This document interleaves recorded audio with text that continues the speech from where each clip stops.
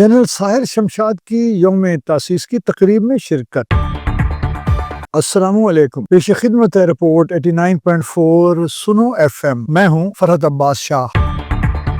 Chairman joint chiefs of staff committee general Sahir Shamshad Mirza Nishan Imtiaz military نے عوامی جمہوریہ چین کی پیپلز لبریشن آرمی کے 98ویں یوم تاسیس کی تقریب میں بطور مہمان خصوصی شرکت کی۔ یہ تقریب ایک باوقار اجتماع تھی جس میں سول اور عسکری حکام، میڈیا کے نمائندگان، کاروباری رہنما اور سول سوسائٹی کے افراد شامل تھے۔ Chairman joint chiefs of staff committee نے چین کے عوام، اس کی عسکری قیادت اور پیپلز لبریشن آرمی کے تمام رینکس کو دلی مبارکباد پیش کی۔ انہوں نے صدر شی جن پنگ کی بصیرت افروز قیادت میں PLA کے اہم کردار کو سراہا، جس کے باعث چین نے غیر معمولی ترقی کے ساتھ تیزی سے جدیدیت حاصل کی ہے اور عوامی جمہوریہ چین کو امن، استحکام اور خوشحالی کا ایک مضبوط ستون بنا دیا ہے۔ اپنے خطاب میں چیئرمین CJCSC نے پاکستان اور چین کے دیرینہ اور آزمودہ آہنی بھائی چارے پر روشنی ڈالی اور اس منفرد تعلق کو ہر شعبے میں وسعت دینے اور مزید گہرا کرنے کے مشترکہ عزم کا اعادہ کیا۔ انہوں نے پاکستان میں کام کرنے والے چینی شہریوں کی سیکیورٹی سے متعلق